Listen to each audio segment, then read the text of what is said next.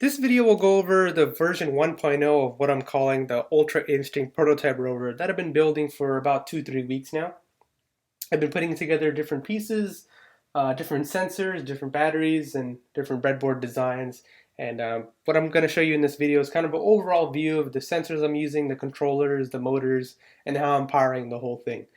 Um, so this is just a aerial view, a bird's eye view of the rover as it is right now. As you can see, there's a lot of wires going around everywhere, and it's kind of messy, so we'll go about one by one of all these pieces that are on this rover that helps it move autonomously, how it uses an LCD display, and the components I use it for. So we'll start over here in this corner with the RoboClaw 2.7 amp motor controller that I'm using for the rover design. This comes in a couple different variations depending on how much maximum current you're going to be using. Right now, I'm not even close to using 7 amps, but it's a good future-proofing design. And in future designs where I want to build a bigger rover, and I can just use this same motor controller. The 2 stands for 2 motors, so there's 2 motor channels on here. We call this one A and this one B. So ideally, you would control 2 motors at one time using this motor controller. So that's why they call it a dual motor controller. For my design, it's not in this image, but on this side, we'll call side A, is 3 motors, and side B is over here, it's also 3 motors. So side A is going to the first channel here, and all 3 motors are connected in parallel, so they all get the same voltage, and they all move together and synchronous. And the same thing with side B, so they're all in parallel, same voltage, and they all move in, they're all synchronized to each other. And to make it easier to make these connections in parallel, I just have this breadboard using the rails, the side rails and the breadboard to connect them all in parallel, so it's easier to just do it all at once, and so I can just connect just the pins that need it to the motor controller. So that's kind of a overall of the motor controller itself, how I use it to propel the rover forward, backwards, and do some turns. And it's pretty useful for now. A lot of software, and it has its own application with it that allows you to tune the motors, do some PWM testing, PID controller tuning.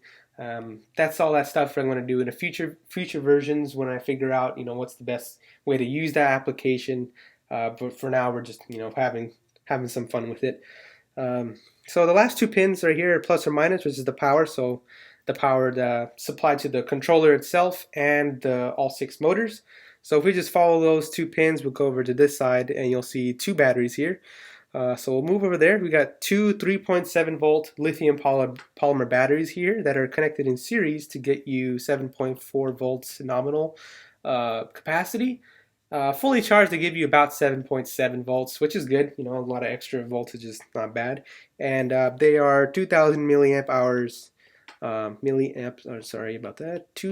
milliamp hours each. But they are connected in series, so it's going to be 2,000 no matter what. It's the voltage that doubles when you put batteries in series. If you put them in parallel, you'll get more amp hours, but I really need the 7.4 volts that this produces to run all 6 motors at the same time. So those are what I'm using to power the motors and the motor controller. Moving forward, we're going to go to the main piece of this puzzle, which is the Raspberry Pi 4B. That's what I'm using to control the motors, using the motor controller and the and the sensors all around, the LCD display and the sensors, the buttons and the lights and everything else. They're all connected to the GPIO pins here.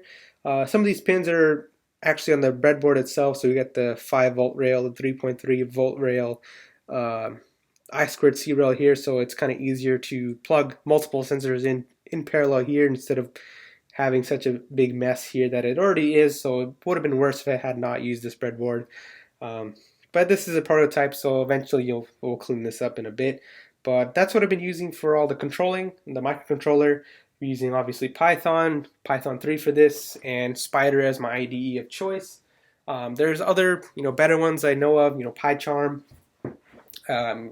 anything with Anaconda or Jupyter notebooks. But for now, I've been using Spider because it's kind of used to the IDE environment. Kind of looks like MATLAB and C and some things that I'm more familiar with, and this is the basic IDE that I've been using for now, and we'll see in the future versions. So what I'll be using in the future. So that's what I've been using for everything that makes this rover the rover. How it's powered, you just follow this line here. It's actually underneath this cardboard slab right here. It's a cylindrical battery pack that I've been using for a while now. It's pretty old, but it has a 5.1 volt, 2.4 amp output, which is decently well. If you look at the specs for Raspberry Pi 4B, for instance, it actually needs 3.1 amps to run efficiently as possible. So obviously I'm underpowering it at this time, but for now, with the sensors I'm using for it now, it does pretty good as it is. Once I add more sensors, it gets more complicated. Then I should probably move to find a better battery pack for this Pi. But for version 1.0, it works perfectly fine. So that's kind of like the big pieces here. So you got the batteries, the motor controller, and the Pi. Let's get into more of the sensors. So the first sensor I ever integrated with this Pi is this one right here. It's the HCSR04 ultrasonic range detector or sensor. And basically how it works is it sends a sound wave through what's called this I1. Once it hits the object, it'll bounce that sound wave back to I2. And that time it takes for that sound wave to go from 1 to 2, it takes that time and calculates the distance from that time, and that's how it figures out that there's something ahead of it. And what I have it programmed to do is if there's something closer, maybe about 30 centimeters from the 30 centimeters from this eye range right here, I tell it to stop and turn left. And if it's good, if you have enough distance ahead of you, more than 30 centimeters, continue forward. Once you get 30 centimeters or less, stop, turn left. So that's how I have it doing some kind of autonomous travel going. In the future, I want to put either upgrade this to a more advanced range detector, or I just have a couple more of these on this side and that side, so it has a kind of peripheral view of everything that it's around, and make sure that it's safe from ever hitting any object, whether it's left or right, forward. And maybe I could even put one on the back to make sure when it's moving backwards that it's not going to hit the wall behind it. So that's kind of future design. So we'll just stick with one for now, and that's what I've been using. That was the first sensor I ever put on here, and it works pretty well.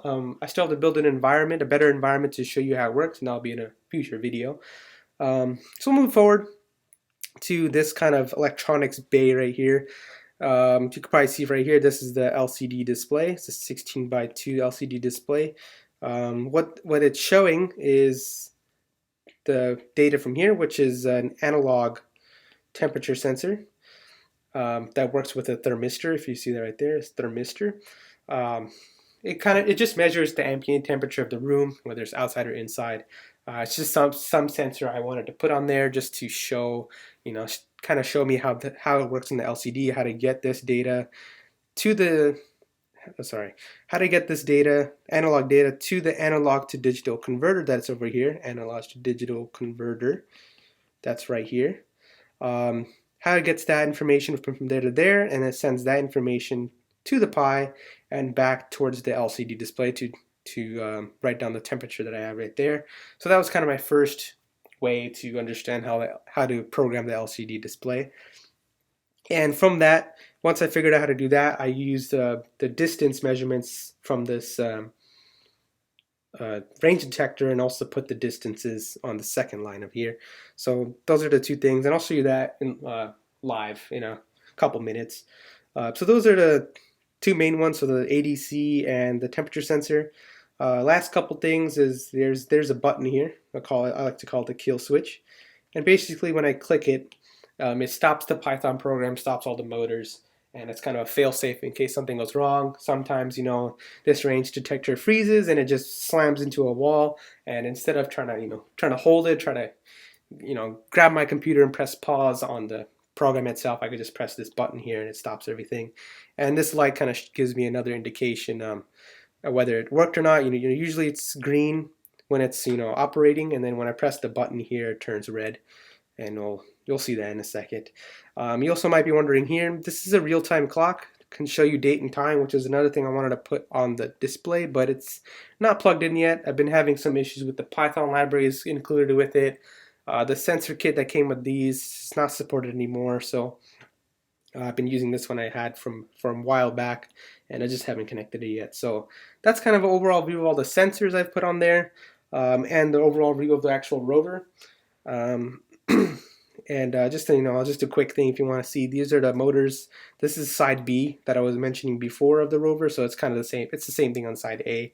You see there's 1, 2, 3 motors on here. And these are 190 RPM. Oops, sorry, 190 RPM max motors, and they have a stall current of 250 milliamp hours. So times that by 6, you get about 1500 milliamps. So having that number in mind, 1500 milliamps with a 2000 milliamp hour battery, you'll get about an hour, hour and a half of runtime with these batteries, with these 6 motors. Probably more like an hour, just because it's powering the motor controller and the motors, and there's a lot of standby time when I'm testing. So that's kind of overall view of the rover, how it looks, what are the sensors I'm using, and we'll switch over to a live video. I can show you the LCD display displaying the temperature of the ambient room and the distance it's seeing right now, and how the button works and the light works.